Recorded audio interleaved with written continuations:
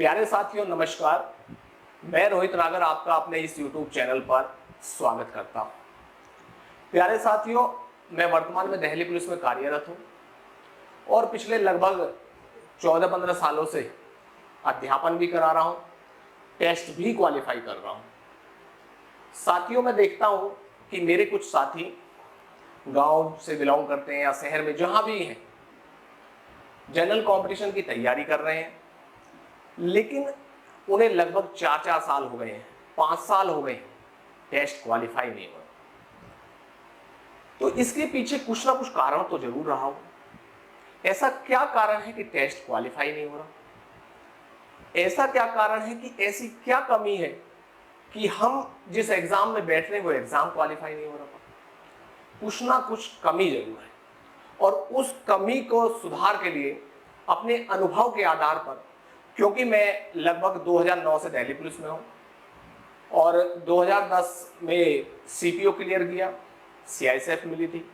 2011 में मैंने UP police qualify किया। अपना दिल्ली पुलिस में होने के कारण मैंने वहां ज्वाइन नहीं किया। उसके बाद सीपीओ, सीजीएल और तमाम टेस्ट क्वालिफाई किए, लेकिन मैं नजदीक होने के कारण या और घर की कुछ समस्याएं होने के कारण वर्तमान में दिल्ली पुलिस में ही कार्यरत हूं। तो बात कर रहा था मैं कि ऐसी क्या कमियां हैं जिनको हमें सुधार करना है। अगर आप सुधार नहीं करोगे तो टेस्ट क्वालिफाई नहीं करोगे। घर से आ गए ना, टेस्ट करना है ना, क्वालिफाई करना है तो फिर आइए मैदान में करते हैं।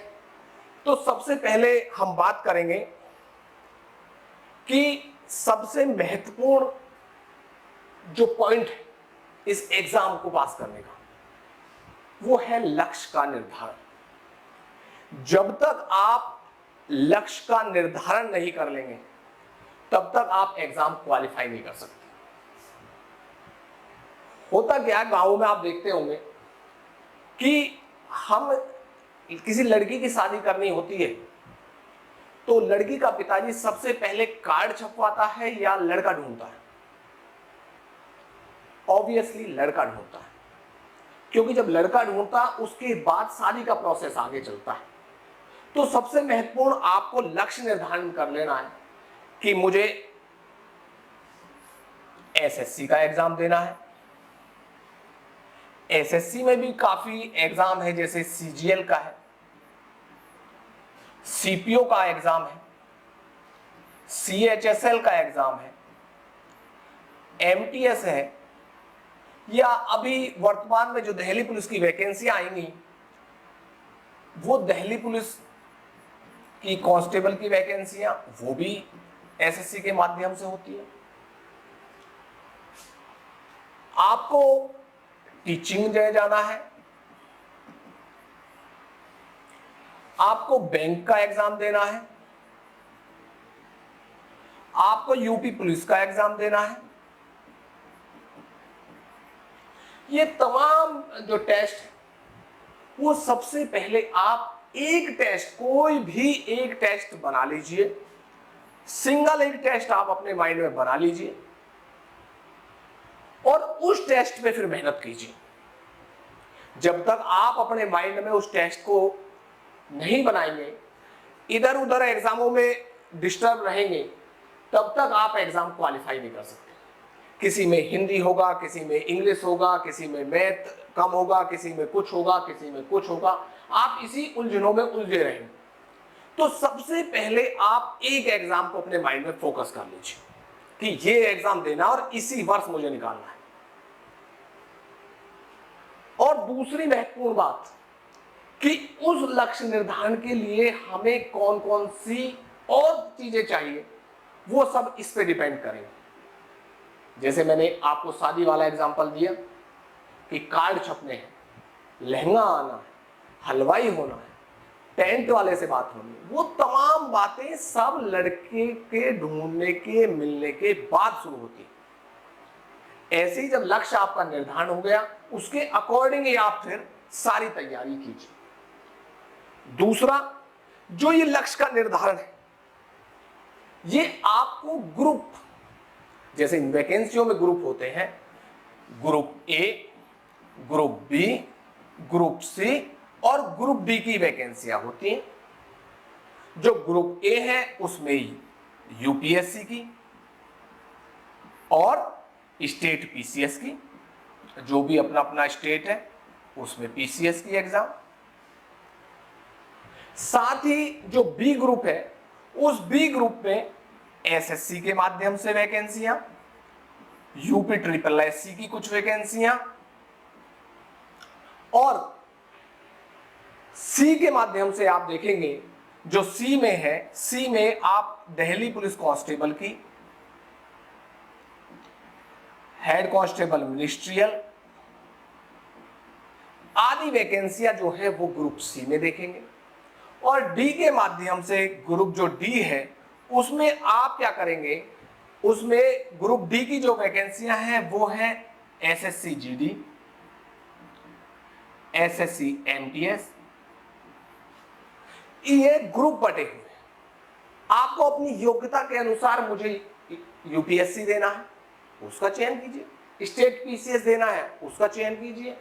बी में एसएससी के जो तमाम टेस्ट हैं जो मैंने ऊपर भी आपको बताया हुआ है, सीजीएल है, सीपीओ है, सीएचएसएल है, एमटीएस है, वो देने हो, या यूपी ट्रिपल एससी के जो लेखपाल के अन्य टेस्ट आते हैं वो देने हैं, या सी में दिल्ली पुलिस कांस्टेबल है, हेड कांस्टेबल मिनिस्ट्रियल है, यूपी पुलिस में कांस्टेबल है, ये तमाम वैकेंसियां जो है वो सी के माध्यम से आप देखिए। और डी में एसएससी जीडी की और एमटीएस की वैकेंसियां, इन वैकेंसियों में से चयन कर सकते हैं। तो हमारे लक्ष्य का जब निर्धारण होगा तो आप कोई भी एक टेस्ट चयन कर लीजिए और उस पर अपना पूरा फोकस लगा दीजिए, और फिर देखिए कि आपने जो लक्ष्य किया है वो निश्चित रूप से 6 वर्ष में आप उसे अवश्य पालेंगे। तो बढ़ते हैं हम अगली जो पॉइंट है उसकी तरफ, और दूसरा पॉइंट है सिलेबस।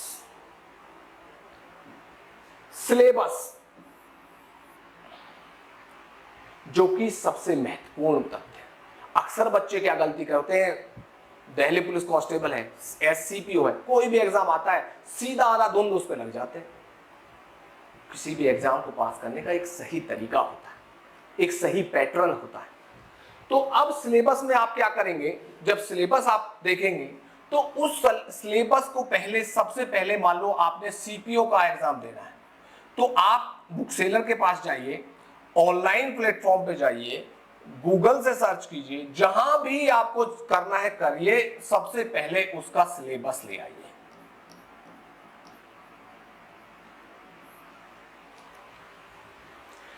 और उस सिलेबस में देखिए कि उस सिलेबस की मांग क्या है, क्या क्या टॉपिक्स आ रहे हैं, कौन कौन से सब्जेक्ट इसमें पूछ रहा है। मान लो जीएस है तो जीएस में किस पॉइंट पे बात कर रहा है, मान लो आपके पास मैथ है तो मैथ पे किस पॉइंट पे आपसे मांग की गई है। मान लो रीजनिंग है, रीजनिंग में क्या क्या क्या टॉपिक्स आपसे मांगे। आपको इंग्लिश है तो इंग्लिश में किस टॉपिक पे आपसे बात की गई है। आपको एक कंप्यूटर है तो कंप्यूटर में किस पॉइंट का सिलेबस कहां तक दिया है। ये एक तरीके से, ऐसे मानिए जब आप शादी में देखते हैं कि एक बिचौलिया होता है, वो बिचौलिया एक फ्रेम बना देता है कि इस तरीके की शादी होगी, इस स्तर की शादी होगी। सेम उसी तरीके से इस तरीके का आप सिलेबस देखिए कि जीएस में किस स्तर तक के क्वेश्चन है, क्या आपको डिमांड क्या की गई है, मैथ में कहां तक है, एडवांस भी है या नहीं है, अर्थमेटिक है या नहीं है। अर्थमेटिक है तो उसमें कौन से टॉपिक्स है, इंग्लिश है तो इंग्लिश में कौन कौन से टॉपिक्स है, सिनोनियम्स है, एंटोनियम्स है, वन वर्ड है, इडियम्स है, मिस स्प्लैट है, पैसेज है, क्लोज टेस्ट है, पीक्यूआरएस है। तो एक्टिव पैसिव है या नहीं है, डायरेक्ट इनडायरेक्ट है या नहीं है। तो ये सब चीजें आपके सिलेबस से तैयार हो। दूसरा पहलू है आपका पैटर्न। ये पैटर्न भी बड़ा महत्वपूर्ण है। सिलेबस और पैटर्न इतना महत्वपूर्ण है कि इसी से आपके माइंड में खाका तैयार होता है, इसी से आप अपने लिए जो उस एग्जाम के लिए हथियार चाहिए उस एग्जाम के लिए आपकी योग्यता चाहिए, उस एग्जाम के लिए आपको नोट्स चाहिए, वो तमाम इन चीजों से ही क्लियर होता है। आपने ढेरों किताब ले ली, बुक सेलर बनना है क्या? आप बताओ कि बुक सेलर बनना हो तो ले आओ ढेरों किताब, जबकि एग्जाम किताबों से नहीं निकलता, उसके लिए स्ट्रेटजी होती है, और वही स्ट्रेटजी मैं आपको बता रहा हूं। दूसरा, previous year paper. Previous year paper बहुत महत्वपूर्ण पॉइंट है। आप जब जिस एग्जाम की भी तैयारी कर रहे हो, जिस एग्जाम को भी आप दे रहे हो, उस एग्जाम के प्रीवियस ईयर पेपर जरूर लिया। ये प्रीवियस पेपर आपने पता क्या फायदा करेंगे? सीधी सीधी बात मैं आपसे बताता हूं। ये प्रीवियस ईयर पेपर मेरे दोस्त, मेरे भाई, मेरी बहनें, ये प्रीवियस ईयर पेपर आपको आपके माइंड में उस एग्जाम के प्रति तैयार करेंगे कि किस लेवल के पेपर में किस लेवल के क्वेश्चन आ रहे हैं। करंट आ रहा तो कितने कितने पॉइंट पे करंट आ रहा है, मैथ आ रहा तो एडवांस आ रहा नहीं आ रहा, इंग्लिश में क्या क्या स्टैंडर्ड चल रहा है, कंप्यूटर के कहां से क्वेश्चन उठा रहा है। तो ये सब बातें आपकी प्रीवियस ईयर पेपर से ही क्लियर होंगी। साथ में उसका आपको पैटर्न भी ये समझ लेना है उस एग्जाम का कि उसमें इंग्लिश है तो कितने नंबर की है, जीएस है तो कितने नंबर की है, मैथ है तो कितने नंबर का है, रीजनिंग है तो कितने नंबर की है, कंप्यूटर है तो कितने नंबर का है, हिंदी है तो कितने नंबर की है। ये सब बातें आपसे क्या फायदा करेंगी कि आप इस एग्जाम के लिए मानसिक रूप से भी शारीरिक रूप से भी तैयार होंगे कि मुझको इतने क्वेश्चन आने हैं, इसके लिए इतना टाइम है, इतना मुझे करना है, जीएस के इतने क्वेश्चन आने, इतना टाइम लग रहा है, ऐसे मुझे करना है। तो इस सब के लिए आप एक स्ट्रेटजी बना लेंगे।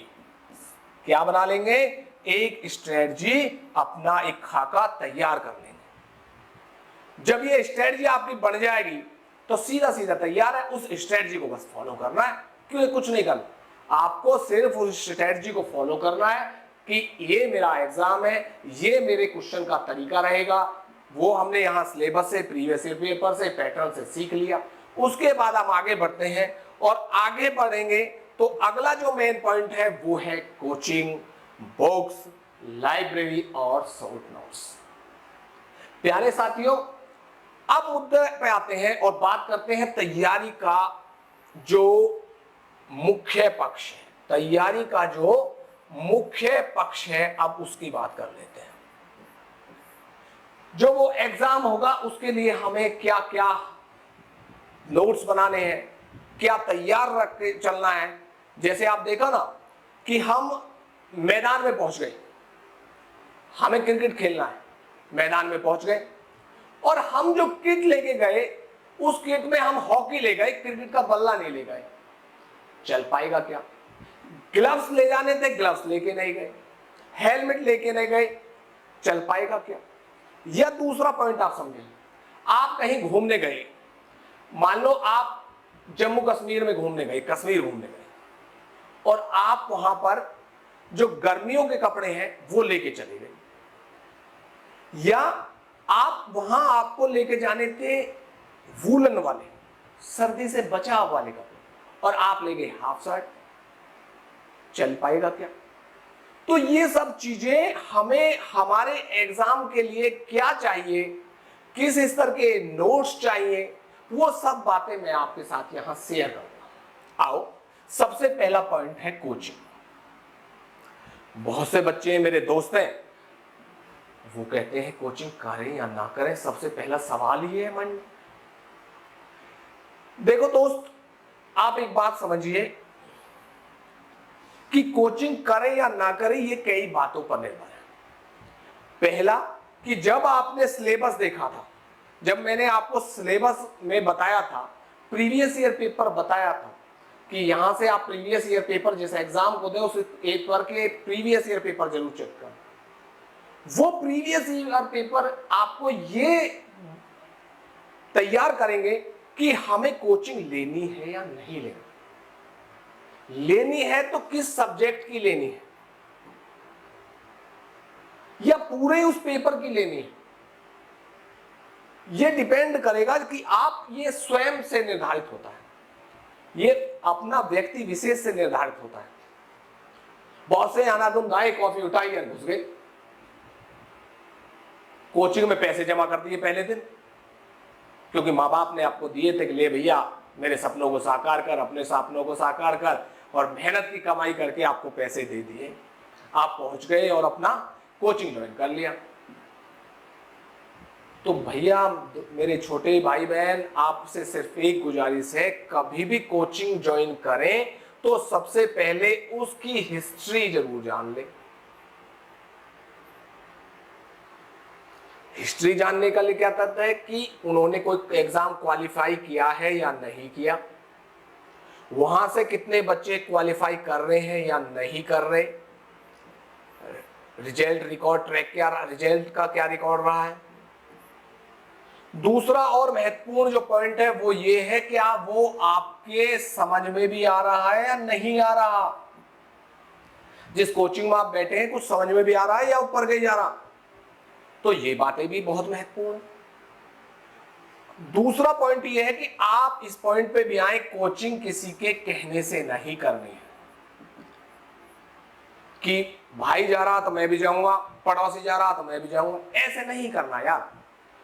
ये सेल्फ मोटिवेशन, आप अपने आप को जांचें परखें कि किस सब्जेक्ट की चाहिए।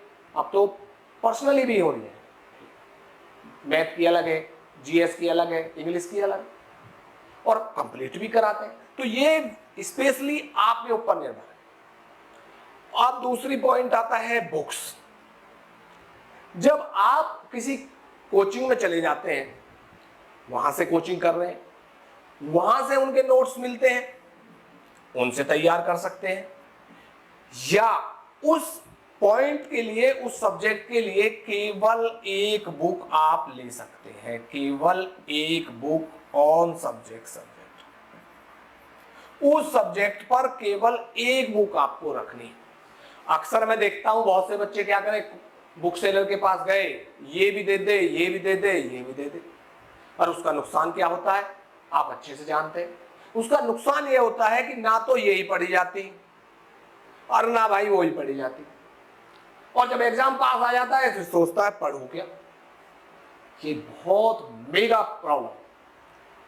सबसे पहले केवल आप एक बुक पढ़ें, 10 बुक को कभी नहीं पढ़ें, केवल एक बुक, और इस एक बुक को ही 10 बार पढ़ें। इस एक बुक को ही आप 10 बार पढ़ें। अपने पॉइंट आउट कर लें कि ये मुझे तैयार करना, अपने एक पेन से कर लें, उसे काला नहीं करना है, बराबर बराबर बराबर पेन ही पेन चलाई जा रहे, नहीं। महत्वपूर्ण इंपोर्टेंट जो पॉइंट है केवल उनको पॉइंट आउट करना है, और बुक को बार बार आपको नई चीजें आपको मिलती जाएंगी, आप उसको बुक्स के साथ तैयार कर लें। एक बात बताओ, किताब इकट्ठे करने से कहीं माइंड में ये तो नहीं बुक सेलर बनना है। बहुत से के बाद में ये चल रहा है कि एग्जाम नहीं निकला तो बुक सेलर बन जाएंगे, या छोटे भाई बहन पढ़ लेंगे। नहीं दोस्त, हम पढ़ने आए, एग्जाम क्वालिफाई करने आए, तो एग्जाम क्वालिफाई करके ही जाएंगे। ये बुक सेलर के लिए किताब नहीं ली। और दूसरा पॉइंट आप एक देखो यार, अगर बुक से ही सारा एग्जाम निकल गया, ज्यादा बुक इकट्ठी करने से, तो सारे बुक सेलर के बच्चे आईएएस होते, सारे बुक सेलर के बच्चे एसएससी में लग जाते। तो फिर ऐसा क्या है कि जिससे एग्जाम निकलता है, उसके लिए सबसे महत्वपूर्ण बात है कि सिलेक्टेड हमने क्या लिया, हमने कोचिंग से लिया कितना, हमने किया किस बुक से कितना तैयार किया। और हमें विद्वान इतना नहीं बनना कि इकट्ठी कर ली किताबें और पता लगा कि जो आना था वो भी नहीं कर पाए। तो इसलिए सिलेक्टेड रहिए, अपनी बातों को उतना रखिए जितना आपको जरूरत से ज्यादा क्या रखना है, जैसे मैंने पहले एग्जाम दिया, मान लो आप कश्मीर घूमने गए, आपने गर्मी के भी रख लिए, आपने सर्दी के भी रख लिए, आपने ढेरों कपड़े इकट्ठे कर लिए, काम आ जाएंगे। अरे भैया उतना लेके चलो जितना आप वहन कर सकते हो, जितनी आपकी कैपेसिटी, ज्यादा नहीं ले जाना। अगला पॉइंट बात करते हैं लाइब्रेरी। लाइब्रेरी का क्या फायदा है? सबसे बड़ा फायदा लाइब्रेरी का मैं जो मानता हूं वो ये है कि लाइब्रेरी आपको एकांत, तैयारी के लिए आपको एकांत उपलब्ध कराती है। दूसरा लाइब्रेरी का फायदा यह है कि आप अपने घर में रहते हैं तो वहां आपको लगता है कि भाई तैयारी पूरी है, 5 मिनट पढ़े, 10 मिनट पढ़े, इनफ। लेकिन लाइब्रेरी में जाके आपको एक फायदा मिलता है कि आपके आसपास ऐसा माहौल है कि वहां बच्चे रातों रात पढ़ रहे हैं, तो आप में भी एक जोश आता है, नहीं मुझे पढ़ना है, नहीं मुझे पढ़ना है। तो आपको लाइब्रेरी का एक बेनिफिट है। बहुत से हैं बच्चे जो अपने घर से भी तैयार कर सकते हैं, कोई बंदिश नहीं है। ये सिर्फ और सिर्फ आप पर निर्भर है कि आपको तैयार कैसे रहना। लाइब्रेरी जाना चाहिए, घर से कर सकते हैं, घर में व्यवस्थाएं हैं तो घर कीजिए। करना क्या है कि हमें तैयार कहां पे हो जाएगी, हमारी तैयारी कहां पे कंप्लीट हो जाएगी, वहां से करें। ये सब नेसेसरी नहीं है, परमानेंट नहीं है, ये केवल और केवल माध्यम है। और अब बात करते हैं शॉर्ट नोट्स की। बच्चों के अक्सर रहता है कि सर शॉर्ट नोट्स बनाऊं या ना बनाऊं, नोट्स बनाऊं या ना बनाऊं। कई बार ऐसे नोट्स बना लेते हैं कि कई हजार पन्ने के नोट्स हो गए। पढ़ पाओगे क्या? रिवाइज कर पाओगे क्या? नहीं कर पाओगे। आप नोट्स बना लें, बहुत से क्या करते हैं बुक में ही मार्क कर लेते हैं, वो ही उनके नोट्स हो जाते हैं। बहुत से बच्चे क्या करते हैं, वो कॉपी में अपना मार्क्स करते हैं, तो कॉपी में नोट डाउन करते हैं, तो कॉपी में कीजिए। ध्यान ये रखना है सिर्फ कि आप कॉपी में या किसी में भी करें, लेकिन शॉर्ट रखें। उसका फायदा आपको ये मिलेगा शॉर्ट रखने से कि आप जब पेपर टाइम आएगा तो उसे अच्छे से रिवाइज कर पाएंगे और अच्छे से उसको एम्प्लॉयड कर पाएंगे। अगली बात करते हैं, नेक्स्ट पॉइंट पे आते हैं। नेक्स्ट है, जब आपकी तैयार हो जाएंगे उसके बाद आता है मॉक और रिवीजन, जो कि बहुत महत्वपूर्ण चीज है। मॉक टेस्ट, रिवीजन, ये आपका वो दौर चल रहा है जब आपको रैपिड फायर खेलना है। रैपिड फायर, एग्जाम के 20 दिन बचे हैं, एग्जाम का महीना बचा है, आपने अपना सिलेबस तैयार कर लिया, आपने अपनी बुक्स तैयार कर ली, जो नोट्स थे, जो सिलेबस था बुक में वो तैयार कर लिया, आपने अपने नोट्स तैयार कर लिए। उसके बाद ये प्रोसेस आता है नेक्स्ट कि आपको मॉक लगानी है। मॉक आपको तैयार करेगा, आपकी तैयारी को परखेगा, आपको बताएगा कि आपने तैयार कितना किया है। और जो बार बार मैं बोलता हूं, अपनी हर वीडियो में बताऊंगा कि रिवीजन का कितना बेनिफिट्स है। मॉक के में क्या करें आप, जब मॉक लगाएं तो मॉक में जो क्वेश्चंस नहीं हो रहे हैं, जहां आप गलती कर रहे हैं, वहां आपको एक चीज का ध्यान रखना कि इन क्वेश्चनों को आप कहीं पर नोट डाउन जरूर कर लें, नोट डाउन अवश्य कर लें और उनको अपनी बुक्स में देख लें कि हम गलतियां कहां कर रहे हैं। उसका फायदा यह मिलता है कि जब आप नेक्स्ट टाइम वो क्वेश्चन आपके सामने आता है तो आप वहां गलती से बचते हैं और अपने एग्जाम को अच्छे से कर पाते हैं। रिवीजन, आपने देखा भी होगा कि कुछ चीजों को हम भूल जाते हैं, एग्जाम में जाके भूल जाते हैं, असमंजस की स्थिति में रहते हैं, ये होगा या ये होगा, ये होगा या ये होगा। वो सब होता है जब आप रिवीजन में कमी किए हुए। अगर आपने अच्छे से रिवीजन किया है, ढंग से रिवीजन किया है, तो आप भूल ही नहीं सकते और एग्जाम के समय में तुरंत आप उसके आंसर करते हैं। और ये रिवीजन आपको नेगेटिव से भी बचाता है।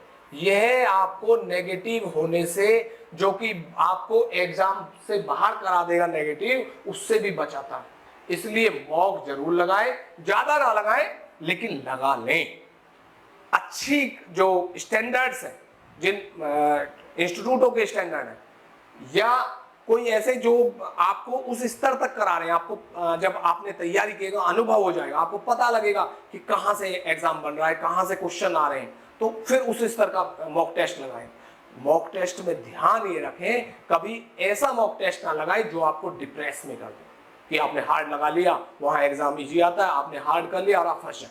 नहीं, आपको मॉक वो लगाना है जो आपके एग्जाम के स्तर का, वो प्रीवियस ईयर पेपर से आपने जान लिया है, तो मॉक लगाने हैं और उसके साथ आपको रिवीजन बार बार करना है। नेक्स्ट पॉइंट है वो है फाइनल डे, जहां आपको छक्का मारना है, जहां आपको शतक मारना है, जहां आपको रन बनाने हैं। ये है मेन दिन, जो आपका परीक्षा जिस दिन होती है, जिस दिन आपका एग्जाम है,